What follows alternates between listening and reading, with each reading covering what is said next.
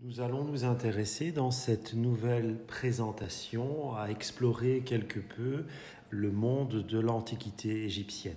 C'est le nouveau point, c'est le 4e point de cette fiche numéro 8. Nous allons ainsi nous intéresser à l'Égypte des pharaons et cette présentation, cet intérêt va se diviser en plusieurs points.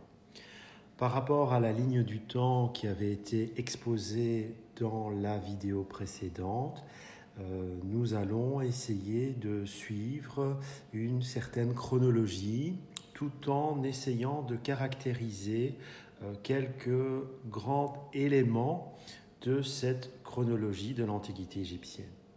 Ainsi, commençons donc par le début. Souvenez-vous, nous avions déjà eu l'occasion d'évoquer l'époque tinnite, qui est la première grande époque de l'Antiquité égyptienne. Et j'avais déjà eu l'occasion de très brièvement vous présenter le premier pharaon de l'histoire de l'Égypte, de l'Antiquité égyptienne, qui porte le nom de Narmer. Alors Narmer, ce premier pharaon, nous le connaissons grâce à un document excessivement important. Ce document s'intitule La palette de Narmer. Alors vous pouvez le voir, c'est un support dur, donc une source matérielle qui va être figurée de dessins, de bas-reliefs, qui représentent justement Narmer et certains événements de son règne.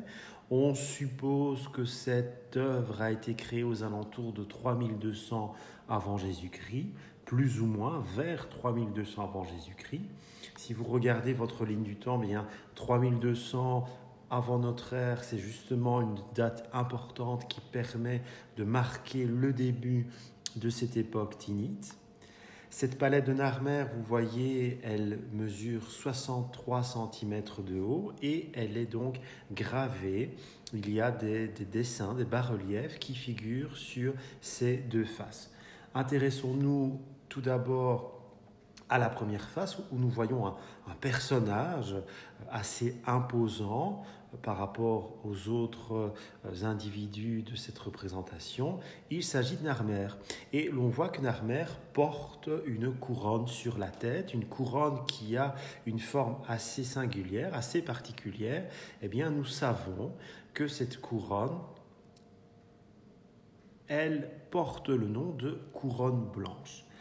Sur ce schéma, vous comprendrez sans doute un peu mieux la différence qu'il existe entre deux grands types de couronnes dans l'Antiquité égyptienne. Vous avez d'une part une couronne blanche et puis une couronne rouge qui prend une toute autre forme.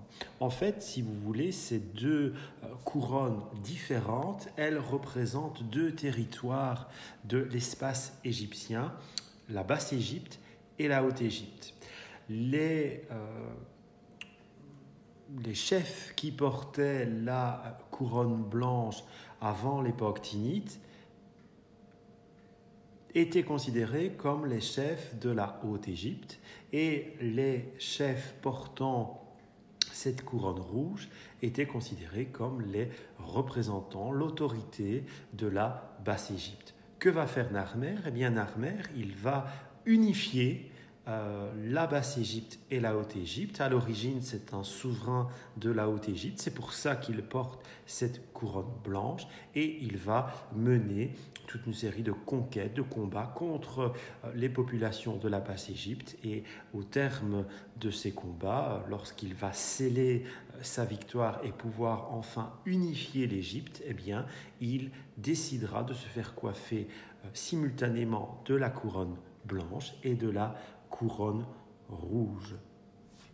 Sur la tablette que nous analysons, la palette de Narmer, nous retrouvons donc sur cette première face le premier pharaon portant la couronne blanche. Il est en train d'affronter les tribus de la Basse-Égypte. Et si nous faisons un rapide zoom sur l'autre face de ce document archéologique, de ce document historique, eh bien, nous retrouvons cette fois-ci Narmer qui est coiffé de la double couronne, donc la couronne blanche et la couronne rouge, qui symbolisent en quelque sorte l'unité de l'Égypte. Donc Narmer devient ainsi le premier pharaon de l'Égypte unifié, ou si vous préférez, réunifié entre la Basse-Égypte et la Haute-Égypte. Revenons à cette première scène. Nous voyons que Narmer, qui est équipé d'une massue, d'une masse, est prêt à frapper justement un ennemi ici qui se trouve à genoux. Et les spécialistes interprètent cet ennemi comme le représentant des peuples du nord, de la Basse-Égypte, qui vont être finalement vaincus par Narmer. Et sur l'autre face, bien, nous retrouvons justement notre premier pharaon, Narmer. Alors on le voit, il est toujours représenté avec des dimensions hors proportion par rapport aux autres personnages illustrés sur ce bas-relief. Alors, il est clair que la taille dépend en fait de l'importance du personnage. Donc, plus vous avez un personnage grand, plus cela signifie dans l'iconographie que c'est un personnage important. Et là, en fait, vous voyez une procession qui se dirige vers une forme, si vous voulez, de temple où sont exposés le corps des victimes, sans doute des ennemis de Narmer, les ennemis vaincus, morts et décapités. On voit le corps, les différents corps, et on voit les têtes positionnées au niveau des pieds de ces dépouilles. Dans son combat et vraisemblablement, certainement même durant son règne, notre premier pharaon Narmer va être aidé par plusieurs divinités et il y en a une toute particulière qui va nous intéresser ici. Il s'agit du dieu Horus qui est représenté ici sous la forme d'un faucon. Bien entendu, lorsque l'on parle de l'Antiquité égyptienne, l'Antiquité grecque, l'Antiquité romaine, on pense tout de suite au panthéon divin que l'on retrouve chez les Romains, chez les Grecs, mais également chez les Égyptiens. Et Dieu sait qu'il y en a des figures, des divinités dans cette religion polythéiste composée de plusieurs dieux dans cette Antiquité égyptienne. Vous avez travaillé sur un exercice qui en représentait, qui en illustrait plusieurs, mais il y en a bien d'autres. Alors Horus, il se situe ici sur cette charmante petite reconstitution. Et vous avez l'information dans le cours. Fatalement, il y a des liens de parenté entre ces différentes divinités. Par exemple, Horus, eh bien son père, il s'agit d'Osiris. Vous voyez, c'est ce pharaon momifié. Osiris, qui est le représentant, le dieu de l'au-delà, et qui va notamment s'occuper des pharaons à la suite de leur décès, à la suite de leur momification. Eh bien, ces pharaons vont voyager dans le monde des morts et Osiris sera l'une des divinités qui va se charger de leur protection, de leur suivi dans le royaume des morts. Mais fatalement, avant de mourir, eh bien, les pharaons vont régner sur terre et c'est Horus qui sera chargé de protéger ces pharaons. Alors, pour illustrer un petit peu la symbolique et aussi l'iconographie de ce dieu Horus, je vous propose d'analyser quelque peu ce temple, le temple situé à Edfou et qui est dédié à Horus. Alors, nous avons ici une photographie de la façade principale de ce temple qui est encore conservée aujourd'hui.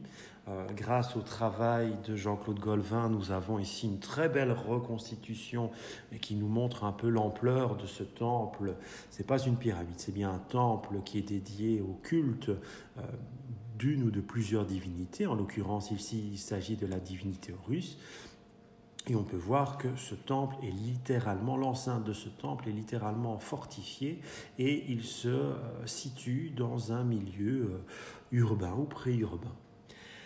En façade de ce temple, nous retrouvons bien notamment des sculptures d'Horus. Donc, vous voyez ici, il prend la forme de l'animal, d'un faucon.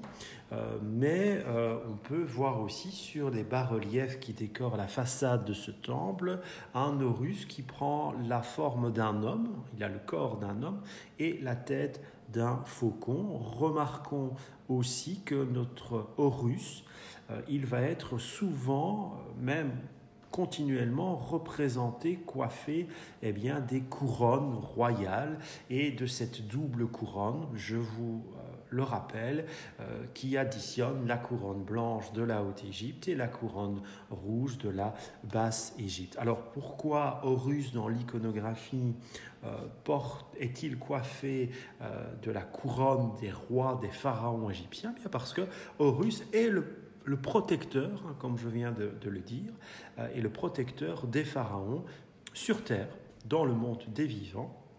Et suivant la tradition, au cours de l'Antiquité égyptienne, les pharaons seront soit considérés comme l'incarnation vivante du dieu Horus, soit ils seront considérés comme les représentants sur terre du dieu Horus. Donc une filiation très forte, un lien très fort qui se marque entre le pharaon et le dieu Horus, qui est l'une des divinités prépondérant dans l'Antiquité égyptienne. Voici une autre source archéologique, une statue, une source matérielle, une impressionnante statue de 168 cm de haut, où on voit un pharaon qui est assis sur son trône. Ce pharaon, c'est Képhren. Nous aurons l'occasion de voir sa pyramide dans des prochaines vidéos. Et si nous faisons un zoom sur la partie supérieure de cette statue, de ce Képhren assis sur son trône, eh bien, nous retrouvons une nouvelle fois la représentation d'Horus qui déploie ses ailes pour protéger la tête du pharaon. Donc on voit une nouvelle fois ce lien excessivement fort entre Horus et les différents souverains, les différents rois, les différents pharaons qui vont traverser l'Antiquité égyptienne.